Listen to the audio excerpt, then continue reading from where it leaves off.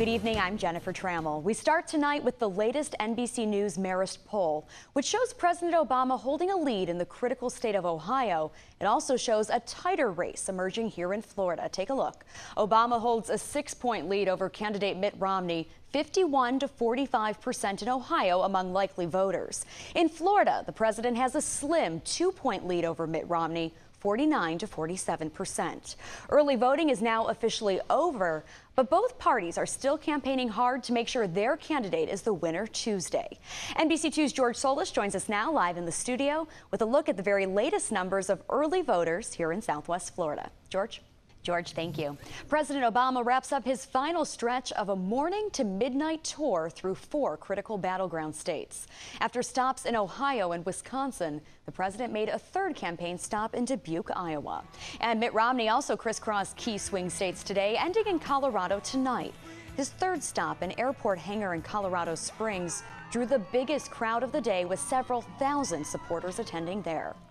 Some voters waiting in line to cast their ballots in Winter Park, Florida, had to wait a bit longer because of 2 suspicious packages. Take a look. This was the scene this afternoon outside the Winter Park Library. The Orange County Bomb Squad blew up the packages. Police evacuated the building and closed off nearby streets. Once the scene was clear, voters were able to finally get inside to cast their ballots. We're learning more about a grow house bust this morning in Cape Coral. Police raided a home on the 300 block of Northeast 23rd Street. Police say they seized 16 fully grown marijuana plants in the garage. It has a street value of about $65,000. Jose Perez was arrested, and police say he and 3 children were living in that home. The Department of Children and Families is now investigating. 5 days after Sandy, and more than 2.5 million people are still without power on the East Coast. Gas shortages now plague a multi-state area, but help is coming. President Obama authorized the shipment of more than 30 million gallons of gas to the region. And damage estimates are just staggering, between $30 and $50 billion. That's halfway to the total from Hurricane Katrina's aftermath. After days of frustration in the hardest hit areas, FEMA, the Red Cross, and other agencies have fanned out, giving food and water to those in need. And help is also coming in from all over the country. Take a look at this. The Anheuser-Busch plant in Cartersville, Georgia, is now canning water instead of beer. They're shipping that water to the Northeast, where it's being given out by the Red Cross to where it is needed the most.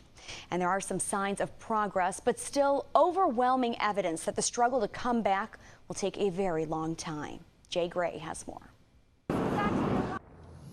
It's a battle over the First Amendment, where freedom of speech and county law collide over campaign signs. Now, Charlotte County is making some last-minute changes. NBC2's Kim Brown reports on how the signs are being allowed at the polling places, at least for now. You have to see this next story. It's really something that's going to give you goosebumps. A man was shooting video on a cell phone when a utility truck with 2 people inside crossed a train's path in Utah.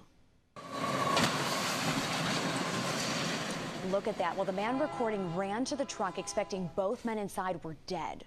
Amazingly, they were just fine. Now, the video shows the train was passing through with its horn blowing. The crossing lights were flashing.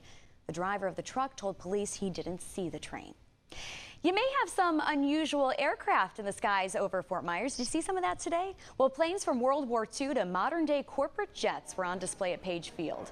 It was all part of Aviation Day. It's an annual event free for the public to increase community awareness about our airports. 2 bulls in western Kenya have been locking horns in a politically themed duel. Look at this. A large crowd of people turned out today to watch a bull named Obama, and you guessed it, the other bull named Romney, face off in a muddy field. Well, people danced and played music as they led the bull named Obama on a victory parade after the fights. All new tonight at 11. Hurricane Sandy threatened to put a damper on one couple's big day. Still ahead on NBC2, the great lengths they went to make their dream come true. Change your clocks tonight. That's your forecast. Thanks, Tyler. Good reminder. A New York City couple had planned their dream wedding in Orlando, but then came Hurricane Sandy. So they took some drastic measures, chartering a bus to bring them and their guests to Florida and make their dreams come true. Stephanie Culp has their story. I love you, woman. I love you too. What a happy ending. Stephanie Culp reporting. Homemade lemonade and cupcakes were up for sale in one Fort Myers neighborhood today, all to help the victims of Hurricane Sandy. That's the way I like it. Listen to that. The bake sale and lemonade stand even came with entertainment. They danced, they sang, and they baked, and they poured, all to help people affected by Hurricane Sandy. We wanted to raise money for people who didn't have homes after Hurricane Sandy. I think it's so important to teach our kids, show them how much we have and show them the devastation that something like that could do to a family, and to teach our kids to kind of give back to our communities. Well, the girls raised $213 total, and they are donating it all to the Red Cross. That is great to see. Well, check out what was flying in Miami today. The Red Bull Flugtag drew thousands of onlookers in Bayfront Park.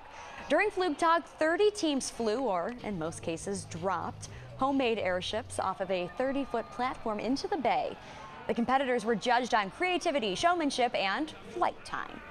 Risha Barron joins me now for a look at sports. What do we have going on? Well, the Florida Gators with another big game. They were trying to make a comeback. Yeah, they had a bad loss last week, a tough loss to Georgia, trying to get back on the right track. Lots of big games also going on among other teams around the nation, and it was an end of an era at the Collegiate